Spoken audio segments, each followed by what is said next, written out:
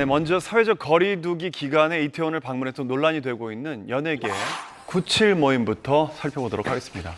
정확히 어떤 모임인가요? 97 모임이란 이름 자체에서 알 수 있듯이 1997년생이 아이돌들의 모임이라고 보면 될 것 같고요.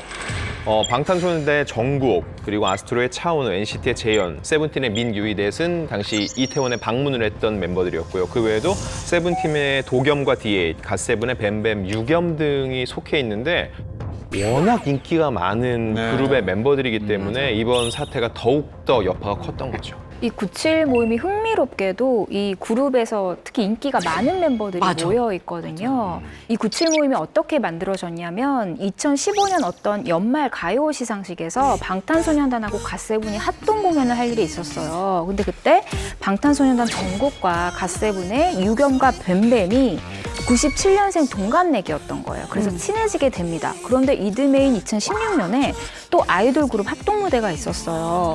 마침 또 97년생 멤버들이 많이 있었던 거예요. 그래서 그때 방탄소년단의 정국과 세븐틴의 민규, D8, 도겸까지 이제 가까워진 겁니다. 이렇게 꼬리에 꼬리를 물어서 계속 친해지게 된 것이죠. 근데 여기에 세븐틴의 민규 씨와 이 집이 가까웠던 분이 바로 아스트로의 차은우 씨인 거예요. 그래서 그분이 합류를 하면서 이 97 모임이 완성이 된 겁니다.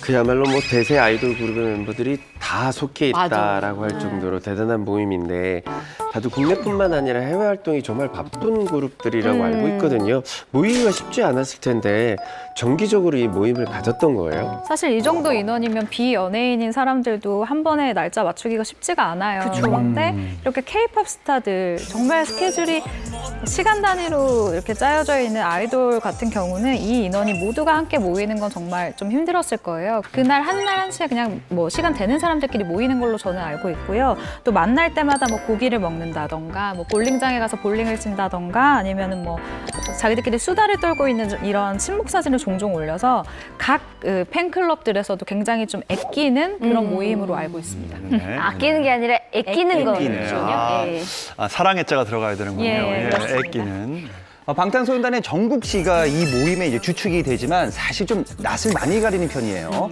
그런 반면에 이제 뭐 차은우 씨, 민규 씨, 뭐 재현 씨는 친화력이 굉장히 좋다고 합니다. 이 멤버들이 모이면은 이 볼링을 자주 치는데 이 볼링을 칠 때 정국 씨가 가장 잘 친다고 해요. 그 존재감이 엄청나다고 합니다. 그리고 이제 요 97 모임 멤버들이 운동도 하고 뭐 맛집도 가고 서로 우정을 다니는 뭐 그런 곳이라고 생각하시면 됩니다. 근데 사실 이분들이 아이돌 팬들 사이에서는 워낙 유명하지만 대중적으로 크게 알려지게 된 건 오히려 이번 이태원 방문 때문이 아닐까 싶은데요. 이 특별히 사회적 거리두기 기간에 이태원에서 모임을 가진 이유가 있었을까요? 뭐 사실 놀러 간 거죠. 특별한 뭐 이유가 있었겠어요. 말 그대로 놀러 간 거고 방탄소년단의 정국 씨가 제가 알기로는 한남동에 살고 있거든요. 그래서 이태원에서 가끔씩 모임을 가졌던 걸로 알고 있어요. 물론 사회적 거리두기 기간 전에도 만났었고 그렇다고 모임 자체가 절대 나쁜 건 아니니까 좀 오해는 하지 말아주셨으면 좋겠어요. 다만 방문 시기랑 대응이 조금 잘못되지 않았나 싶은데 이 97 모임이 처음 알려지게 된 게 SNS에 목격담이 떠돌면서거든요. 정부에서 한참 사회적 거리두기를 권장하고 있을 때 그때 시기가 이제 4월 25일에서 26일인데 그때 이태원의 유흥업소를 방문했다는 것 자체가 사실 논란의 소지가 있는데 처음에 사실 이 사건이 이니셜로 공개가 됐어요. 이게 기사화 됐을 때 저희 기자들끼리도 얘기를 했던 기억이 나는데 그때도 정말 설마 했거든요. 근데 그때 기사화가 되니까 소속사에서는 아니라고 부인을 하거나 좀 아티스트의 개인적인 사생활이다라고 얘기를 했어요. 저는 이 개인적인 사생활이라는 말이 너무 잘못된 대응이었다고 생각을 하거든요. 그런데 어떤 언론 매체를 통해 실명이 아예 공개가 되고 사실임이 드러나니까 정말 더 비난을 받게 된 것이죠. 근데 이번에 보면은요. 실명 보도와 비실명 보도가 얼마나 큰 차이인지를 여실히 알 수 있는 대목이에요. 사실 비실명 보도는 많이 나왔었어요. 근데 그거에 대해서는 굳이 그쪽에서도 굳이 입장을 밝히지 않았고 이를 키우지 않고 그냥 수습하기 바빴던 거죠.